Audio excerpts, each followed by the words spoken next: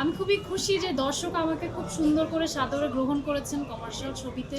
খুবই পজিটিভ একটা response, specially আমার জন্য তো এটা একটা চ্যালেঞ্জ ছিল। বিকজ অনেক সময় হয় না যে প্রথমবারের মতো পর্দায় অ্যাকসেপ্টেন্সটা কীরকম হবে বোঝা যায় না, তো ওইটা নিয়ে তো অবশ্যই আমার অনেক শঙ্কা ছিল। বাট আমি দেখেছি যে every one is welcoming me so well, এবং রাজ ভাইয়ার অ্যাপ্রিসিয়েশন বলি, মোশারফ ভাই, মানে প্রত্যেকটা ক্যারেক্টার, মিশা ভাই থেকে শুরু করে সবাইকে এত সুন্দর করে গ্রহণ করে নিয়েছে। প্লাস আমাদের জুটিটাও পছন্দ করেছে। সো এটা খুবই ব্লেসিংস, এবং অবশ্যই যেহেতু এটা দাদার, এটা নিয়ে আরও অনেক বড় পরিকল্পনার সামনে, তো এটা ওনার জন্য মনে হয় আরও বেশি পজিটিভ। আমার মনে হয় আপনারাও আসলে দর্শক রিয়াকশন দেখে বুঝতে পারছেন যে আমি ভেরি লাকি।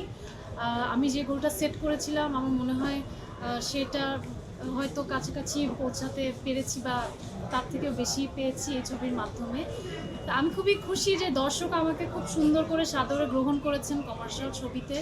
তো সেই জন্য আমি বলবো যে হয়তো সামনে ছবি নিয়ে আমি আরও বড় পরিকল্পনা করতে চাই, কারণ এই যে হল রিয়াকশন, অডিয়েন্স রিয়াকশন, মানে ইটস অ্যাকচুয়ালি অ্যামেজিং। আমি আসলে এত কাজ করেছি, but this is very different, it makes me very emotional.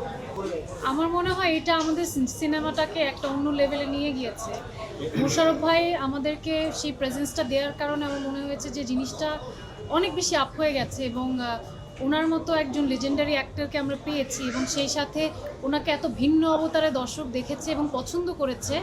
এটা আমার মনে হয় মোশাররফ করিম ভাইয়ের জন্য ফিউচারে কমার্শিয়াল সিনেমার একটা অন্যতম দ্বার হয়তো উন্মোচন হবে ইনসাফের মাধ্যমে। এটা তো এখন ডিরেক্টরদেরকে বলেন ব্যবহার করতে, না আমি কি বলবো, আমি জানি না। আমি আমার মতো, আমি আসলে নয়নতারা বা কারো, ওনারা তো আসলে সুপারস্টার, আমি নিজেকে কম্পেয়ারও করতে চাই না। বাট একজন অডিয়েন্সের দেখে আমাকে এটা মনে হয়েছে, এটাই I am feeling very blessed আমার ফার্স্ট ছবিতে। না না, সেটা তো অবশ্যই পেয়েছি। আর আর দর্শকদেরকে আরেকবার রিমাইন্ডার দিতে চাই যে আমি এখনো তাই আছি, আমার মধ্যে কোনো পরিবর্তন আসেনি। আমি এক এক সময় এক একটা ক্যারেক্টার প্লে করব, এবং সেইটাই আসলে আমি চাই যে দর্শক সমাদৃত হোক। বাট ব্যক্তি ফারিন যাকে আপনারা এতদিন এত ভালোবাসা দিয়ে এসেছেন, তার মধ্যে কোনো পরিবর্তন নেই, সে আগের মতোই আছে। Thank you.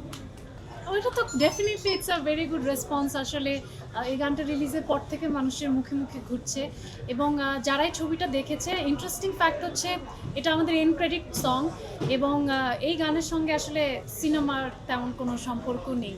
তো যাদের একটা মিসকনসেপশন ছিল যে হয়তো আকাশেতে লক্ষ্য তারা দেখে যে আমার একটা সার্টেন টাইপের ক্যারেক্টার, তারা যারাই ইনসাফ দেখতে আসছেন তাদের ধারণাটা ভুল প্রমাণিত হচ্ছে, এবং প্রত্যেকে অ্যাকচুয়ালি মেইনলি আমার অ্যাক্টিং নিয়েই বেশি কথা বলছে। দ্যাটস অ্যান অর্নামেন্ট, অ্যান্ড এইভাবেই মানুষ জিনিসটাকে দেখছে। আমার ক্যারেক্টার কোনোভাবে ওভারশ্যাডো হয়নি, so I am very happy about.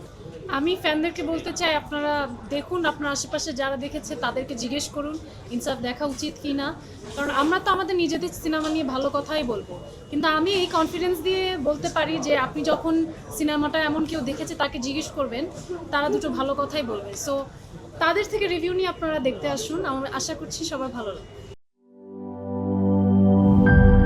Nata jelly আর পানীয়র এক অসম কম্বিনেশন ড্রিঙ্কো। চিল থাকতে চান, ড্রিঙ্কো চাবান।